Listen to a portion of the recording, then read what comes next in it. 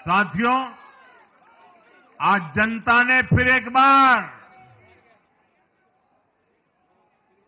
कांग्रेस को कड़ा संदेश दिया है। दिल्ली के चुनाव में कांग्रेस ने जीरो की डबल हैट्रिक लगाई है। देश की राजधानी में देश की सबसे पुरानी पार्टी का लगातार दिल्ली में 6 बार से खाता नहीं खुल रहा है और ये लोग खुद को पराजय का गोल्ड मेडल देते फिर रहे हैं। सच्चाई ये है कि कांग्रेस पर देश बिल्कुल भरोसा करने के लिए तैयार नहीं है।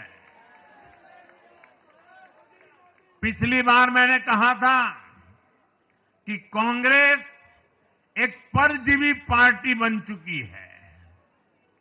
ये खुद तो डूबती है, अपने साथियों को भी डुबोती है। साथियों, कांग्रेस एक के बाद एक अपने सहयोगियों को खत्म कर रही है और इनका तरीका भी बड़ा मजेदार है। आज की कांग्रेस अपने सहयोगियों की जो भाषा है, जो उनके एजेंडा है, उसी को चुराने में लगी हुई है।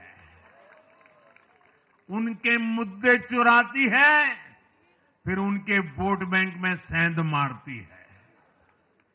यूपी में कांग्रेस उस वोट बैंक को छीनने की कोशिश कर रही है जिस पर समाजवादी पार्टी और बीएसपी अपना हक मानती थी। मुलायम सिंह जी इसको बराबर समझ गए थे।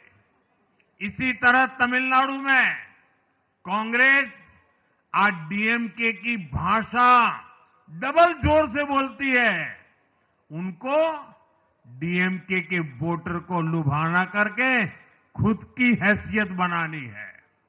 बिहार में भी ये कांग्रेस ही है जो जातिवाद का जहर फैलाकर अपनी सहयोगी आरजेडी का जो पेटेंट है उसी जमीन को खाने में जुट गई है।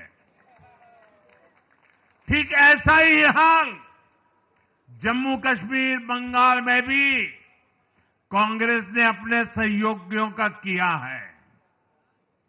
अब आज दिल्ली में भी साफ हो गया कि जो भी कांग्रेस का हाथ एक बार थामता है उसका बंटाधार होना तय हो जाता है।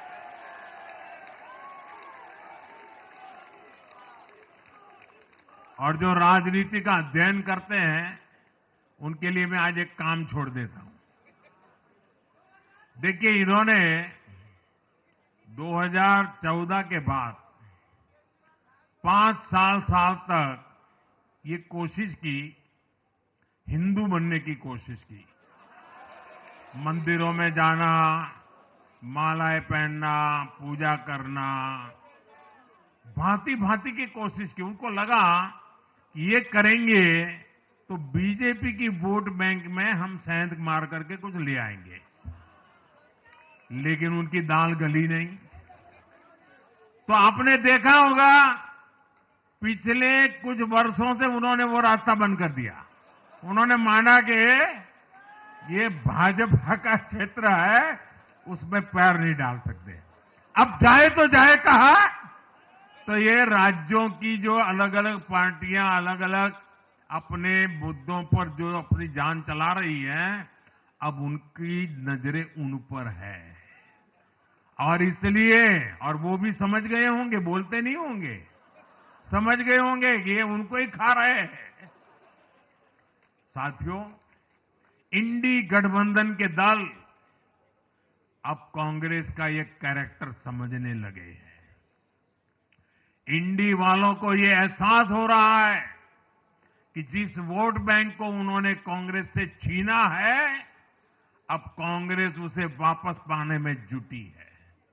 इसलिए दिल्ली में हमने देखा, इंडी के ही दलों ने एकजुट होकर कांग्रेस को हैसियत बताने की कोशिश की, अपने वोट बैंक को रोकने की कोशिश की। ये मीडिया वालों को पता नहीं समय नहीं मिला, अब तो समय ही समय है उनके पास। इंडी गठबंधन पूरा दिल्ली में कांग्रेस के खिलाफ मैदान पे उतरा था, और फिर भी क्या हाल हुआ देखिए, दोनों तरफ। साथियों, वो कांग्रेस को रोकने में तो सफल रहे, लेकिन आपदा को बचाने में कामयाब नहीं हो पाए।